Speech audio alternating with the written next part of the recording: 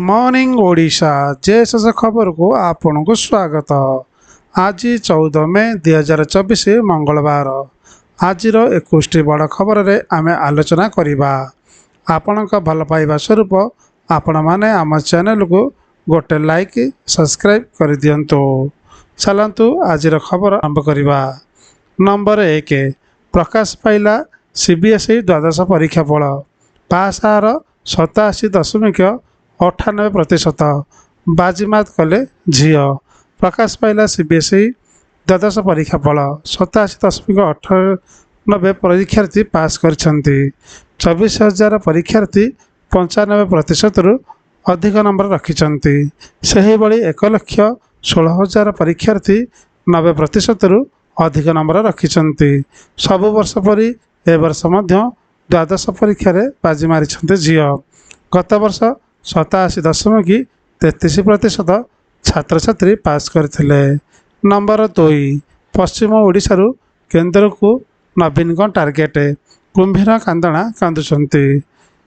विरोधी दल नेता माने मिछ कहउछंती बीजेपी एटू कुंभीर कांदणा कांदुची एमिति अभियोग करी आज मुख्यमंत्री नवीन पट्टनायक पश्चिम ओडिशा रे बीजेपी को टार्गेट करिसंती।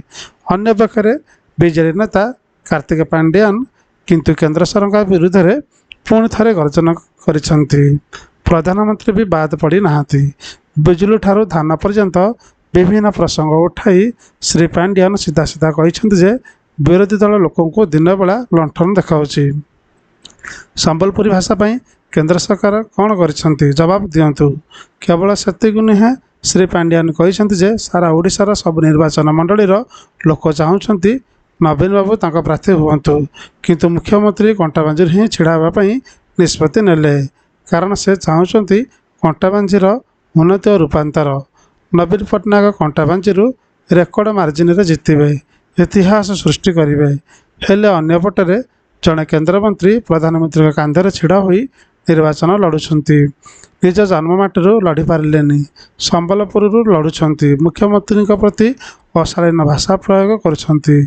एसहित शनिवार प्रधानमंत्री सभा पर नवीन आज कार्यक्रम पश्चिम ओडिशार निर्वाचन ताती को द्विगुणित करिसंती।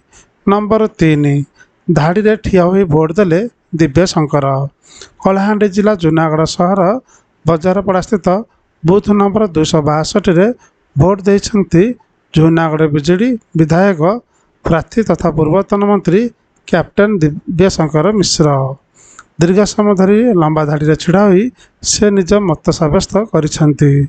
सेहीपरि गणतंत्र ए महान पर्व रे सामिल होई समस्त भोट देवाकू से समस्त भोटर को निवेदन करिसंती। नंबर 4 चतुर्थ पर्याय रे भाग्य परीक्षा करुचंती हेवीवेट। मैदान रे 5 केंद्रमंत्री और पूर्वतन क्रिकेटर। देश में चली चतुर्थ पर्याय मतदान। 9 राज्य और गोटे केन्द्रशासित अंचल में मोट 96 आसन चली भोट। चतुर्थ पर्याय भाग्य परीक्षा करुचंती 5 केन्द्रमंत्री एवं 2 जन पूर्वतन क्रिकेटर।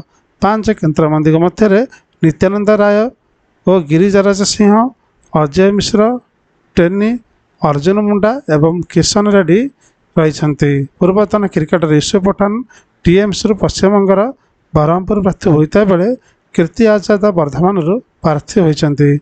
यह छड़ा यूपीर पूर्वतन मुख्यमंत्री तथा समाजवादी पार्टी मुख्य अखिलेश यादव भाग्य परीक्षा होती। से यूपीर कनौज प्रार्थी होती। टीएमसी निकट में आसन 16 प्रार्थी होता बॉलीवुड अभिनेता शत्रुघ्न सिन्हा मैदान में फाइट करुँच। बीजेपी सर्वाधिक 70 प्रार्थी लड़ुवा बेले कांग्रेस 61, वाईएसआर पार्टी 25, सपार 19, बीआरएस और डीडीपी 17 लेखाएं, टीएमसी 8, बीजेडी और आरजेडी 4 लेखाएं, आईएमसी एम 3, शिवसेना सिंधु गोष्ठी 3 और उद्धव गोष्ठी 4 प्रार्थी रही। नंबर 5 अवसर नबे चंद्रचूड़। जानतु किए हे परवर्ती मुख्य विचारपति। भारतर प्रधान विचारपति डीवाई चंद्रचूड़ आसंता नवेम्बर 10 रे तांका पदरु अवसर नेबे। से 9 नवेम्बर 2022 रे भारतर 50तम प्रधान विचारपति भाव में ଦାୟିତ୍ୱ ଗ୍ରହଣ କରିଥିଲେ ଏବଂ 2 ବର୍ଷ ପର୍ଯ୍ୟନ୍ତ କାର୍ଯ୍ୟ କରିଲେଣି। ଯଦି ଆମେ ସୁପ୍ରିମକୋର୍ଟ ବିଚାରପତିଙ୍କ ବରିଷ୍ଠତାକୁ ତାଲିକାକୁ ଦେଖିବା ତେବେ ଜଷ୍ଟିସ୍ ଚନ୍ଦ୍ରଚୂଡ଼ ପରେ ଆସନ୍ତା 8 ବର୍ଷ ମଧ୍ୟରେ ଜଷ୍ଟିସ୍ ଜେ.ବି.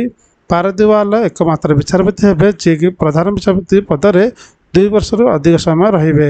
ଏହା ବ୍ୟତୀତ କୌଣସି ମୁଖ୍ୟ ବିଚାରପତି କେହି ବି 1 ବର୍ଷରୁ ଅଧିକ ସମୟ ଚେୟାରରେ ରହିନାହାନ୍ତି। ଭାରତର ପ୍ରଧାନ ବିଚାରପତି ହେଉଛନ୍ତି ସୁପ୍ରିମକୋର୍ଟର ମୁଖ୍ୟ ବିଚାରପତି ହେଉଛନ୍ତି ମାଷ୍ଟର ଅଫ୍ ରୋଷ୍ଟର ଏବଂ 2 କିମ୍ବା ଅଧିକ ବିଚାରପତିଙ୍କ ଏକ ବେଞ୍ଚ ଗଠନ ଏବଂ ସେମାନଙ୍କୁ ମାମଲା ନ୍ୟସ୍ତ କରିବାରେ ଅଧିକାର ଅଛି। ପ୍ରଧାନ ବିଚାରପତି ମଧ୍ୟ ସୁପ୍ରିମକୋର୍ଟ କଲେଜିୟମ୍ ମୁଖ୍ୟ, ଯାହା ସୁପ୍ରିମକୋର୍ଟର ହାଇକୋର୍ଟରେ ବିଚାରପତି ନିଯୁକ୍ତ କରିବାର ସୁପାରିଶ କରନ୍ତି। ଏହା ବ୍ୟତୀତ ପ୍ରଧାନ ବିଚାରପତି ମଧ୍ୟ ସୁପ୍ରିମକୋର୍ଟର ସମସ୍ତ ପ୍ରଶାସନିକ କାର୍ଯ୍ୟରେ ଯତ୍ନ ନିଅନ୍ତି। ନମ୍ବର 6 23ରେ ଆସୁଛି ଲଘୁଚାପ, ଏଥର ଶୀଘ୍ର ଆସିବ ମୌସୁମୀ। ଗତକାଲି ଭୋଟ ଦେଉଥିବା ଅଞ୍ଚଳରେ କମ୍ ତାତି। ଆସନ୍ତା 21 ତାରିଖରେ ବଙ୍ଗୋପସାଗରରେ ଏକ ଘୂର୍ଣ୍ଣିବଳୟ ସୃଷ୍ଟି ହୋଇପାରେ। ପୋର୍ଟ ବ୍ଲେୟାର ପାଖ ଦକ୍ଷିଣ ଓ ସଂଲଗ୍ନ କେନ୍ଦ୍ରୀୟ ବଙ୍ଗୋପସାଗରରେ ଏହି ଘୂର୍ଣ୍ଣିବଳୟ ହେବ। 23 ସୁଦ୍ଧା ଏହା ଲଘୁଚାପରେ ପରିଣତ ହୋଇପାରେ। ପରେ ଏହା ଗମ୍ଭୀର ଅବପାତ ରୂପ ନେଇପାରେ।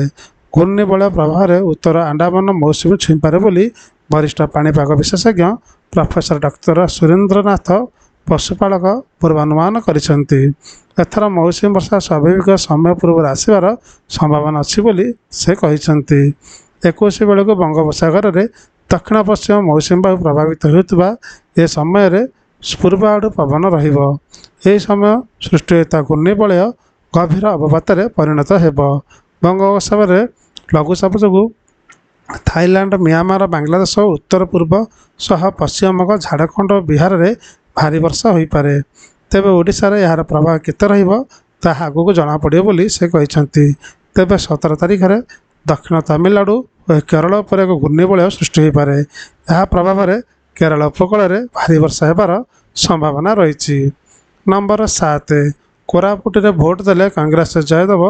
ବିଧାୟକ ପ୍ରାର୍ଥୀ କୃଷ୍ଣଚନ୍ଦ୍ର ସରଗରିଆ ବହୁ ସଂଖ୍ୟାରେ ମତଦାନ କରିବାକୁ କଲେ ଅପିଲ। ଭୁବନେଶ୍ୱର ଜୟଦେବ ବିଧାନସଭା ଆସନର କଂଗ୍ରେସ ବିଧାୟକ ପ୍ରାର୍ଥୀ କୃଷ୍ଣଚନ୍ଦ୍ର ସରଗରିଆ ଆଜି କୋରାପୁଟରେ ଭୋଟ ଦେଇଛନ୍ତି। ଟାଉନ୍ ହଲ୍ ସ୍ଥିତ ଆଦର୍ଶ ମତଦାନ କେନ୍ଦ୍ରରେ ସେ ଭୋଟ ଦେଇଛନ୍ତି। ପ୍ରଚାର ଛାଡ଼ି ସେ ଭୋଟ ଦେବାକୁ ଆସିଛନ୍ତି। ଜିଲ୍ଲାର ସମସ୍ତ ଭୋଟରମାନଙ୍କୁ ବହୁ ସଂଖ୍ୟାରେ ଆସି ଭୋଟ ଦେବାକୁ ସେ ଆହ୍ୱାନ ଦେଇଛନ୍ତି। ପ୍ରକାଶ ହୋଇକି ସେ ପୂର୍ବରୁ କୋରାପୁଟ ଆସନରୁ ବିଧାୟକ ରହି ସାରିଛନ୍ତି। ଆଜି କୋରାପୁଟ ଲୋକସଭା ଓ ଜିଲ୍ଲାର 5ଟି ବିଧାନସଭା ଆସନରେ ମତଦାନ ଚାଲିଛି। ବିଭିନ୍ନ ବୁଥରେ ପ୍ରାୟ ଅଧଘଣ୍ଟା ବିଳମ୍ବ ମତଦାନ ଆରମ୍ଭ ହୋଇଛି। ଇଭିଏମ୍ ପରିଚାଳନା ତ୍ରୁଟି ଯୋଗୁଁ ଏଭଳି ପରିସ୍ଥିତି ସୃଷ୍ଟି ହୋଇଥିଲା। ସମଗ୍ର ଜିଲ୍ଲା ସମେତ ରେଞ୍ଜର ସୁରକ୍ଷା ବ୍ୟବସ୍ଥା କଡ଼ାକଡ଼ି କରାଯାଇଛି। ନମ୍ବର 8 ଓଡ଼ିଶାବାସୀଙ୍କୁ ଅପିଲ କଲେ ପ୍ରଧାନମନ୍ତ୍ରୀ ମୋଦି। ଆପଣଙ୍କ ଭୋଟ ଆପଣଙ୍କ ସ୍ୱର, ଏହାକୁ ଦୃଢ଼ ଓ ସ୍ପଷ୍ଟ ଭାବେ ଉତ୍ତୋଳନ କରନ୍ତୁ। ଓଡ଼ିଶାରେ ଗତକାଲି ପ୍ରଥମ ପର୍ଯ୍ୟାୟ ମତଦାନ ଆରମ୍ଭ ହୋଇଛି। ଏହି ଅବସରରେ ପ୍ରଧାନମନ୍ତ୍ରୀ ନରେନ୍ଦ୍ର ମୋଦି ଏକ୍ସରେ ଓଡ଼ିଶାବାସୀଙ୍କୁ ଅପିଲ କରିଛନ୍ତି। ପ୍ରଧାନମନ୍ତ୍ରୀ କହିଛନ୍ତି ଯେ ମୁଁ ରାଜ୍ୟବାସୀଙ୍କୁ ମତାଧିକାର ସାବ୍ୟସ୍ତ କରିବାକୁ ଆହ୍ୱାନ କରୁଛି। ଆପଣଙ୍କ ଭୋଟ ଆପଣଙ୍କ ସ୍ୱର, ଏହାକୁ ଦୃଢ଼ ଓ ସ୍ପଷ୍ଟ ଭାବେ ଉତ୍ତୋଳନ କରନ୍ତୁ। ନମ୍ବର 9 ନିର୍ବାଚନ ମଧ୍ୟରେ ବଡ଼ ଘୋଷଣା କଲେ ସୋନିଆ ଗାନ୍ଧୀ। ଲୋକସଭା ନିର୍ବାଚନର ଚତୁର୍ଥ ପର୍ଯ୍ୟାୟ ପାଇଁ ଚାଲିଥିବା ଭୋଟ ମଧ୍ୟରେ ପୂର୍ବତନ କଂଗ୍ରେସ ସଭାପତି ସୋନିଆ ଗାନ୍ଧୀ ମହିଳାମାନଙ୍କ ପାଇଁ ବାର୍ତ୍ତା ଦେଇ କେନ୍ଦ୍ର ସରକାରଙ୍କୁ ଘେରିଛନ୍ତି। ଏହି ସମୟ ମଧ୍ୟରେ ସେ ଏକ ବଡ଼ ଘୋଷଣା କରିଛନ୍ତି। ସୋନିଆ ଗାନ୍ଧୀ ସୋମବାର ଏକ ଭିଡ଼ିଓ ବାର୍ତ୍ତା ପ୍ରକାଶ କରି କହିଛନ୍ତି, ସ୍ୱାଧୀନତା ସଂଗ୍ରାମରୁ ମହିଳାମାନେ ଆଧୁନିକ ଭାରତ ଗଠନରେ ଏକ ପ୍ରମୁଖ ଭୂମିକା ଗ୍ରହଣ କରିଛନ୍ତି। ଆଜି ମହିଳାମାନେ ଭୟଙ୍କର ମହାଙ୍ଗର ସମ୍ମୁଖୀନ ହେଉଛନ୍ତି। ଏଭଳି ପରିସ୍ଥିତିରେ ଆମେ ଏକ ବୈପ୍ଳବିକ ଗ୍ୟାରେଣ୍ଟି ଦେଇ ଆସିଛୁ। କଂଗ୍ରେସର ମହାଲକ୍ଷ୍ମୀ ଯୋଜନା ଅନୁଯାୟୀ ଗରିବ ପରିବାରର ଜଣେ ମହିଳାଙ୍କୁ ପ୍ରତିବର୍ଷ 1 ଲକ୍ଷ ଟଙ୍କା ଦିଆଯିବ। ସୋନିଆ ଗାନ୍ଧୀ କହିଛନ୍ତି, ଆମର ଗ୍ୟାରେଣ୍ଟି କର୍ଣ୍ଣାଟକ ଏବଂ ତେଲେଙ୍ଗାନାରେ କୋଟି କୋଟି ପରିବାର ଜୀବନ ବଦଳାଇ ସାରିଛି। ସେ ମନରେଗା, ଶିକ୍ଷା କିମ୍ବା ଖାଦ୍ୟ ନିରାପତ୍ତା ଅଧିକାର ହେଉ, ଆମର ଏହି ଯୋଜନାଗୁଡ଼ିକୁ ଲକ୍ଷ ଲକ୍ଷ ପରିବାରକୁ ଶକ୍ତି ପ୍ରଦାନ କରିଛି। ଏହି କାର୍ଯ୍ୟକୁ ଆଗକୁ ନେବା ପାଇଁ ମହାଲକ୍ଷ୍ମୀ ଆମର ସର୍ବଶେଷ ଗ୍ୟାରେଣ୍ଟି। ସୋନିଆ ଗାନ୍ଧୀ ନିଶ୍ଚିତ କରିଛନ୍ତି ଯେ ଏହି କଷ୍ଟ ସମୟରେ କଂଗ୍ରେସର ହାତ ଆପଣଙ୍କ ପାଖରେ ଅଛି। ଏହି କଷ୍ଟ ସମୟରେ କେବଳ କଂଗ୍ରେସର ହାତ ଆପଣଙ୍କ ସ୍ଥିତିକୁ ବଦଳାଇ ଦେବ। କଂଗ୍ରେସ ସୋନିଆ ଗାନ୍ଧୀଙ୍କ ଭିଡ଼ିଓ ବାର୍ତ୍ତା ସୋସିଆଲ ମିଡ଼ିଆରେ ସେୟାର କରିଛନ୍ତି। ନମ୍ବର 10 ଗଞ୍ଜାମରେ 2 ପ୍ରିଜାଇଡ଼ିଂ ଅଫିସରକୁ ନିଲମ୍ବନ ସହ ଗିରଫ ନିର୍ଦ୍ଦେଶ। ରାଜ୍ୟର ପ୍ରଥମ ପର୍ଯ୍ୟାୟ ନିର୍ବାଚନ ପ୍ରକ୍ରିୟାରେ ନିଯୁକ୍ତି ଥିବା କିଛି କର୍ମଚାରୀମାନେ ଅବହେଳା ପ୍ରଦର୍ଶନ କରିଛନ୍ତି। ବ୍ରହ୍ମପୁର ଲୋକସଭା ନିର୍ବାଚନ ମଣ୍ଡଳୀ ଅଧୀନ ଗଞ୍ଜାମ ଜିଲ୍ଲାର 3 ଜଣ ପ୍ରିଜାଇଡ଼ିଂ ଅଫିସରକୁ ନିଲମ୍ବନ ନିର୍ଦ୍ଦେଶ ହୋଇଛି। ଏଥିରୁ 2 ଜଣଙ୍କୁ ଗିରଫ ପାଇଁ ନିର୍ଦ୍ଦେଶ ହୋଇଛି। ରାଜ୍ୟ ମୁଖ୍ୟ ନିର୍ବାଚନ ଅଧିକାରୀ ନିକୁଞ୍ଜ ବିହାରୀ ଧଳ। ଶ୍ରୀ ଧଳ କହିଛନ୍ତି 3 ଜଣ ମଧ୍ୟରୁ 2 ଜଣଙ୍କୁ ଗିରଫ କରାଯିବ। Chhatrapur 27 number booth presiding officer ଗିରଫ ହେବେ। ସେହିପରି 163 ନମ୍ବର ପୋଲିଂ ଷ୍ଟେସନରେ ପ୍ରିଜାଇଡ଼ିଂ ଅଫିସର ମଧ୍ୟ ଗିରଫ ହେବେ। ଗୋପାଳପୁରରେ ଜଣେ ପ୍ରିଜାଇଡ଼ିଂ ଅଫିସର ନିଲମ୍ବିତ ହେବେ। 193 number polling station presiding officer ନିଲମ୍ବିତ ହେବା କାର୍ଯ୍ୟରେ ଗୁରୁତର ଅବହେଳା ଯୋଗୁଁ ଏହି କାର୍ଯ୍ୟାନୁଷ୍ଠାନ ନିର୍ଦ୍ଦେଶ ଦିଆଯାଇଛି। ନମ୍ବର 11 ଓଡ଼ିଶାରେ ସରକାର ପରିବର୍ତ୍ତନ ହେବ ବୋଲି ଲୋକେ ସଂକଳ୍ପ ନେଇଛନ୍ତି। ମନମୋହନ ସାମଲ କହିଛନ୍ତି। ଭୁବନେଶ୍ୱରରେ ବିଜେପି ପକ୍ଷରୁ ଆୟୋଜିତ ସାମ୍ବାଦିକ ସମ୍ମିଳନୀରେ ବିଜେଡି ଉପରେ ବର୍ଷିଛନ୍ତି ଦଳର ବରିଷ୍ଠ ନେତା ତଥା ରାଜ୍ୟ ସଭାପତି ମନମୋହନ ସାମଲ। ସେ କହିଛନ୍ତି ବିଜୁବାବୁ 5ଟି ସ୍ଥାନରୁ ନିର୍ବାଚନ ହାରିଥିଲେ। ଗୁମସ୍ତା କହୁଛନ୍ତି ନିର୍ବାଚନ ହାରିଲେ ସନ୍ନ୍ୟାସ ନେବି। ହାରିବା ଜିତିବା ରାଜନୀତିରେ ସ୍ୱାଭାବିକ ପ୍ରକ୍ରିୟା। ଯେଉଁମାନେ ମୁହଁରେ ସୁନା ଚାମଚ ଧରି ଜନ୍ମ ହୋଇ ରାଜନୀତି କରୁଛନ୍ତି ସେମାନେ କେତେ ଟଙ୍କା ବିଦେଶରେ ଅଛି, କେଉଁ ଜାଗାରେ ରହିବେ ତାହାର ଯୋଜନା କରୁଛନ୍ତି। କେତେ ଟଙ୍କା ଆତ୍ମସାତ କରାଗଲା, ଗରିବ ଲୋକଙ୍କ ଟିକେସ ପଇସା କେଉଁଥିରେ ଖର୍ଚ୍ଚ କଲ, ସେମାନେ ତାହାର ହିସାବ ଦିଅନ୍ତୁ। ସେ ଆହୁରି କହିଛନ୍ତି ବିଜେଡି ସରକାର ହତାଶ ଓ ନିରାଶ ଅବସ୍ଥାରେ ପହଞ୍ଚିଛି। ପ୍ରଧାନମନ୍ତ୍ରୀଙ୍କ ବିରୁଦ୍ଧରେ ବିବୃତ୍ତି ଦେବା ଆରମ୍ଭ କରିଛନ୍ତି। ସେମାନେ କହୁଛନ୍ତି କିଏ ଆମର ମୁଖ୍ୟମନ୍ତ୍ରୀ ହେବ କୁହ। ସେମାନେ ଆମକୁ ପ୍ରଶ୍ନ କରିବାର ନୈତିକ ସାହସ କେଉଁଠୁ ପାଇଲେ? 4.5 କୋଟି ଓଡ଼ିଆ ଆମ ସହ ଅଛନ୍ତି। ଓଡ଼ିଶାରେ ସରକାର ପରିବର୍ତ୍ତନ ହେବ ବୋଲି ଲୋକ ସଂକଳ୍ପ ନେଇଛନ୍ତି। ସେମାନଙ୍କ ନିଜ ଦଳର ରାଜନୈତିକ ବ୍ୟବସ୍ଥା ନାହିଁ। ଓଡ଼ିଆ ସଂସ୍କୃତି ଅସ୍ମିତାକୁ ଆଧାର କରି ବିଜେପି ନିର୍ବାଚନ ଲଢୁଛି। ନମ୍ବର 12 ଜୟପୁରରେ ବିଭିନ୍ନ ସ୍କୁଲକୁ ବୋମା ଧମକ। ଛାନଭିନ୍ କରୁଛି ବୋମା ନିଷ୍କ୍ରିୟକାରୀ ଟିମ୍। ନୋଏଡା ପରେ ଏବେ ଜୟପୁରକୁ ବୋମା ଧମକ। ରାଜସ୍ଥାନ ଜୟପୁରରୁ ଅଧିକାଂଶ ସ୍କୁଲକୁ ଧମକପୂର୍ଣ୍ଣ ଇମେଲ ଆସିଛି। ଏଥିରେ ସ୍କୁଲଗୁଡ଼ିକୁ ବମ୍ ପକାଇ ଉଡ଼ାଇ ଦେବାକୁ ଧମକ ମିଳିଛି। ଏହିଭଳି ଧମକପୂର୍ଣ୍ଣ ଇମେଲ ପରେ ପୋଲିସ ପ୍ରଶାସନର ଟେନସନ ବଢ଼ିଯାଇଛି। ଯେଉଁ ସ୍କୁଲଗୁଡ଼ିକୁ ଇମେଲ ମାଧ୍ୟମରେ ଧମକ ଆସିଛି ସେଠାରେ ପୋଲିସ ଟିମ୍ ପହଞ୍ଚିଛି।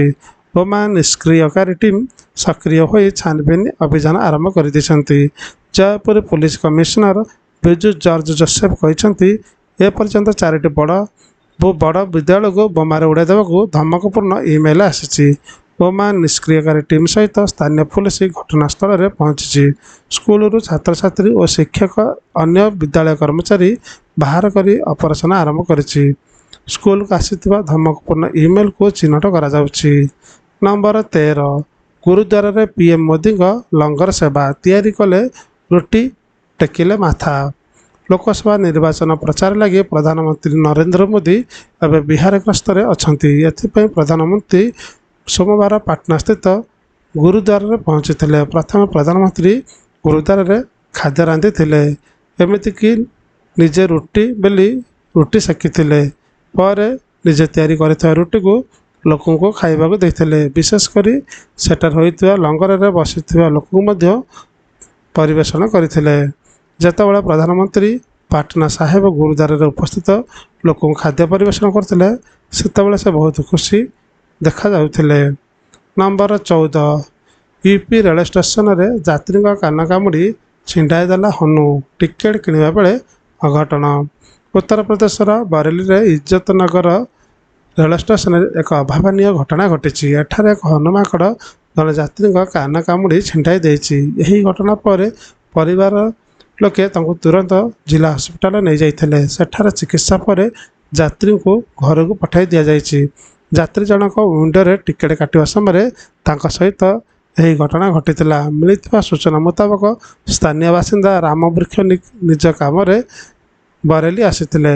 ଏଠାରୁ କାମ ସାରି ସେ ଘରକୁ ଫେରୁଥିବା ବେଳେ ରେଳ ଷ୍ଟେସନରେ ପ୍ଲାଟଫର୍ମରେ ହଠାତ୍ ହନୁ ଆସି ତାଙ୍କୁ ଆକ୍ରମଣ କରିଥିଲା। ମାଙ୍କଡ଼ଟି ତାଙ୍କ କାନ କାମୁଡ଼ି ଛିଣ୍ଡାଇ ଦେବା ପରେ ସେଠାରୁ ଡେଇଁ ପଳାଇଥିଲା। ରାମବୃକ୍ଷଙ୍କ ଚିତ୍କାର ଶୁଣି ଆଖପାଖର ଲୋକମାନେ ରୁଣ୍ଡ ହୋଇଯାଇଥିଲେ ଏବଂ ତୁରନ୍ତ ତାଙ୍କୁ ଜିଲ୍ଲା ହସ୍ପିଟାଲରେ ପଠାଇଥିଲେ। ସେଠାରେ ଚିକିତ୍ସା ପରେ ସେ ଘରକୁ ଫେରିଛନ୍ତି। ନମ୍ବର 15 ଭୋଟ ଦେଲେ କୋରାପୁଟ ଡିଆଇଜି ଓ ଜିଲ୍ଲାପାଳ। ଗତକାଲି କୋରାପୁଟ ଲୋକସଭା ଓ ଜିଲ୍ଲାର 5ଟି ବିଧାନସଭା आसन मतदान चलीथिला। विभिन्न बुथ्रे प्राय अध घंटा विलंब मतदान आरंभ होइथिला। ईवीएम परिचालन त्रुटि जोगु एभली परिस्थिति सृष्टि होइथिला। कोरापुट सहर टाउन हॉल स्थित आदर्श मतदान केन्द्र ठारे जिलापाल भी कीर्ति भाषण और दक्षिण पश्चिम अंचल सिंह मीना सपत्नी आसी भोट देइछन्ति। जिलार समस्त भोटर को भोट देवाई जिलापाल आह्वान देइथिले। सेहीपरि समग्र जिला समेत रेंज रे सुरक्षा व्यवस्था कड़ाकड़ी करा जाइथिला बोली डीआईजी कहिसन्ति। वर्तमान जाए कौन स्थान में गतकाली किसी विशृंखला सृष्टि होई नथिला। नंबर 16 गिरफ हेबे अनुभव महांती। एनबीडब्ल्यू जारी कले रिपोर्ट। लोकप्रिय हॉलीवुड अभिनेता अनुभव महांती गिरफ हो पारती। वर्षा प्रियदर्शिनी अभियोग आधार में Cuttack JMFC MP MLA court पक्षर एनबीडब्ल्यू जारी करा जायछि। पुरी घाट थाना रे रुजु होइतबा मामला रे अनुभव विरोध में जारी है एनबीडब्ल्यू। चार्ज फ्रेम पर हाजर न होई बारंबार समय मागुथिले, तेणु चार्ज फ्रेम पर हाजर न होबारु एनबीडब्ल्यू जारी कले कोर्ट। एने आसंता 23 तारीख सुधा वारंट कार्यकारी करने को कोर्ट निर्देश देइछन्ति। एने सरकारी वकील अफरोज अहमद सूचना देइछन्ति। नंबर 17 बुथ भितर भोटर को शक्त चापुड़ा मारिले विधायक। लोकसभा निर्वाचन चतुर्थ पर्याय सोमवार सकाଳେ 7टाରୁ 9ଟି राज्य 96ଟି आसन और गोटे केन्द्रशासित अंचल पर मतदान चलीथिला। तेनाली आंध्र प्रदेश विधायक शिव कुमार साधारण लोकों सह झगड़ा करुवा बेले मतदान बूथ रे देखा मिलता। शिव कुमार बूथ रे धाड़ी रे अवहेला करुवा देखा जाइथिला एवं ताकू जड़े भोटर अटकाई थिले। रागरे विधायक जनक भोटर को शक्त चापुड़ा मारिथिले। यापर सेठार उत्तेजना प्रकाश पाइथिला। नंबर 18 काकटपुर आसन पर नामांकन भरिले तुषारकांति। विरोधी निद हजारी देला तुषारकांति पटुआर। हाई वोल्टेज आसन हाई वोल्टेज लड़े पुरी जिला अस्तरंग ब्लॉक नगर पंचायत माटीर पुओ तुषारकांति बेहेरा प्रार्थीपत्र दाखल करिसेंति। प्रचंड ग्रीष्म प्रवास को असह्य गुलुगुली ताहारी भितर तुषारंक जन्ममाटी नगर जगन्नाथ धाम पुरी पर्यंत रास्ताघाट होता लोकारण्य। शंखध्वनि कंपुला मैदान। पुरी अतिरिक्त जिलापाल कार्यालय पहुंची रिटर्निंग अधिकारी तथा अतिरिक्त जिलापाल कैलाश चंद्र नायक निकट में प्रार्थीपत्र दाखल करते काकटपुर निर्वाचन मंडली प्रार्थी तुषारकांति बेहेरा। नंबर 19 ओडिशा 17टी लोकसभा आसन जितबू राज्य में सरकार गढ़ू अमित शाह कहते। ओडिशा संपर्क में एक गुरुत्वपूर्ण बयान देते केंद्र गृहमंत्री तथा बीजेपी चाणक्य अमित शाह। से कहते जे ओडिशा रे बीजेपी 17टी लोकसभा आसन जितब और विधानसभा निर्वाचन में संख्यागरिष्ठता हासिल कर सरकार गढ़। एनडीएवी को एक साक्षात्कार दे गृहमंत्री अमित शाह कहते ओडिशा रे आम सरकार गढ़ा जाऊँ। ओडिशा रे आम 17टी लोकसभा आसन जितबू। यह सहित ओडिशा रे पूर्ण संख्यागरिष्ठता सह सरकार गठन करूँ। खराब शासन जो ओडिशावासी हैरान होती। राम मंदिर प्राण प्रतिष्ठार कार्यक्रम को लोक जावाक बारण कर तेणु एथर परिवर्तन आने को पड़ो बोली ओडिशावासी मन स्थिर कर आमर प्रदर्शन बहुत भल रशार परवर्ती मुख्यमंत्री बीजेपी हेबे। नंबर 20 चतुर्थ पर्यायर भी कम मतदान 5टा सुधा 62% मतदान। चतुर्थ पर्याय लोकसभा निर्वाचन में अपराह्न 5टा सुधा देशर 10टी राज्य और केन्द्रशासित अंचल 96टी लोकसभा आसन में 62.31% मतदान होइछि। यह 2019 समान आसन गुड़िकर होता मतदान तुलन में कम। 2019 चतुर्थ पर्याय 69.12% मतदान होता। अवश्य गतकाली प्रकाशित 62.31% मतदान में आगू किछिटा परिवर्तन हो पारे, कारण केतक स्थान में 5टा पर भी भोटर धाड़ी भोटदान जारी चली। राज्यभित्तिक मतदान तथ्य विषय कहवाक गले अपराह्न 5टा सुधा पश्चिमबंग में सर्वाधिक 75.76% मतदाता मतदान करछन्ति। अपराह्न 5टा सुधा आंध्र प्रदेश में 68.04% और मध्य प्रदेश में 68.01% मतदाता मताधिकार सब्यस्त करिसेंति।